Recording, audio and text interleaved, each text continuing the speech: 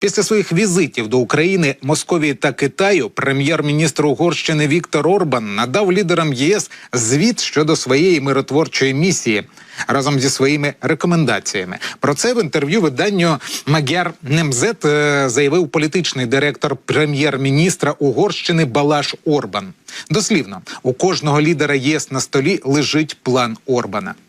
Він додав, що після поїздок до Росії та України угорський прем'єр зрозумів, що Київ і Москва дуже рішуче налаштовані воювати. І без втручання зовнішніх посередників ми, на жаль, побачимо дуже жорсткі руйнування в найближчі місяці, пояснив політичний директор прем'єр-міністра Угорщини.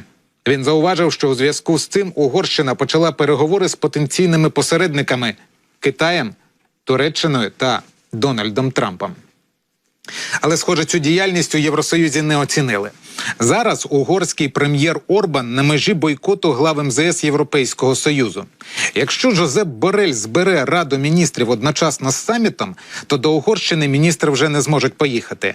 Про цей можливий спосіб висловлення свого невдоволення зовнішньою політичною діяльністю Орбана стало відомо виданню «Політіко». Як зазначено у публікації, в ЄС можуть організувати власний саміт одночасно із запланованим в Угорщині 28-29 серпня. Видання пише, що після так званих поїздок миру очільника уряду Угорщини до України, Росії та Китаю, багато глав МЗС країн ЄС шукали спосіб, цитую, «уникнути ролі реквізиту» на угорському саміті, який, на їхню думку, може стати черговим пропагандистським шоу Орбана. 3 європейські дипломати розповіли виданню, що топ-дипломат ЄС Жозеп Борель скличе офіційну раду міністрів закордонних справ одночасно із самітом Орбана. Якщо в той же день відбудеться офіційна рада міністрів закордонних справ, організована високим представником, міністри просто не зможуть поїхати до Будапешта, сказав один із дипломатів. Ну і кілька слів про енергетику, про світову енергетику. Не лише ми відчуваємо такі проблеми. Електромережі по всьому світу виходять з ладу через спеку. Мережі не витримують навантажень кондиціонерів та холодильного обладнання. Їхня кількість зросла і використовуються вони частіше цього літа.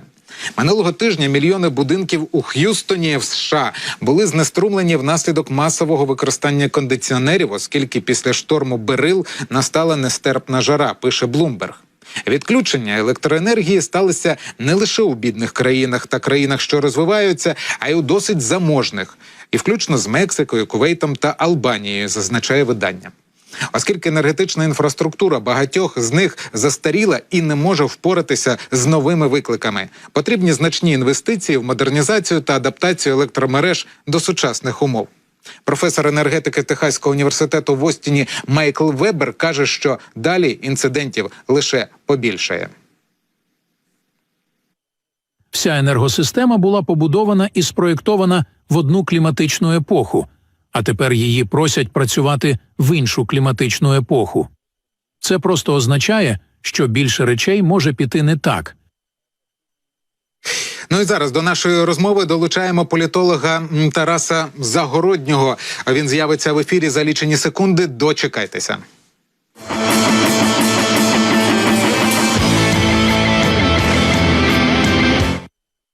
Тарасе, я радий вас вітати. Спасибі, що знайшли час для нашої розмови. Слава Україні! Героям слава. Моє питання, воно стосувалося мирного плану Віктора Орбана і, власне, реакції і глави МЗС, і, в принципі, європейських політиків. Як ви можете це прокоментувати? Можете серйозно, можете несерйозно. От як є. Ні, мирного плану Орбана існувати не може, тому що не та вага. Так? Я думаю, що він зробив таку збірну солянку з побажань Китаю, Росії, Туреччини, зі своїм побажанням, яке він там, зі своїм інтересом, можна так сказати, що начебто воно існує. А так я нічого там дивного і не очікував побачити, тому що після того, як він приїхав в Київ і сказав, що треба просто припинити вогонь з боку України, це одразу ж все і так було зрозуміло, що це буде за мирний план так званий. Ну, зрозуміло. Власне, чогось такого екстраординарного я і не очікував в реакціях. До того ж, ми бачимо, як повелися глави МЗС, якщо Жозеп Борель, серйозно налаштований на те, щоб провести саміт свій одночасно з угорським, і таким чином просто притягнути їх до себе і поставити в бойкот і Орбана, і за великим рахунком Угорщину. Таке от покарання з їхнього боку. Ну і Бог з ними. Подивимось з часом, як це буде розвиватися, можливо, схаменеться. А от щодо подій у Сполучених Штатах і стосовно підсумкової прес-конференції президента Зеленського. Власне, у нас насиченість подій настільки щільна, що хотілося б ось такий розлогий коментар і, напевне, я б хотів почати з персоналії. Як ви вважаєте, ось оцей напад на Дональда Трампа змінив його ставлення взагалі до політики? Щось змінив в ньому як у державнику, і, можливо, воно дало йому якусь переоцінку? Кого? Дональда Трампа? Так. Ну, У він Дональда просто... Трампа всередині. Я не думаю, що це щось змінило. Він побачив тут можливість, він активно буде використовувати цей факт у своїй перебивчій кампанії. Вони вже викликали в Палату представників на слухання голову секретної служби. Вони активно будуть качати тему те, що була змова демократів проти Дональда Трампа, що вони хотіли його прибрати, тому що програють вибори і так далі. Я не виключаю. Я думаю, що це одна із тем кампанії буде. Мінімум місяць вони будуть прокачувати цю тему. І, в принципі, шанси після цього у нього різко зросли, тому що подія гучна, вони активно її відіграють. Ну і очевидно, що все ж таки, що пан Байден не зніметься. І очевидно, що все ж таки його фізичний стан буде всіх там турбувати. На його тлі Трамп виглядає таким живчиком, хоча йому там він набагато молодший від самого Байдена. Ну і плюс зараз демократи будуть змушені постійно виправдовувати стосовно події цієї.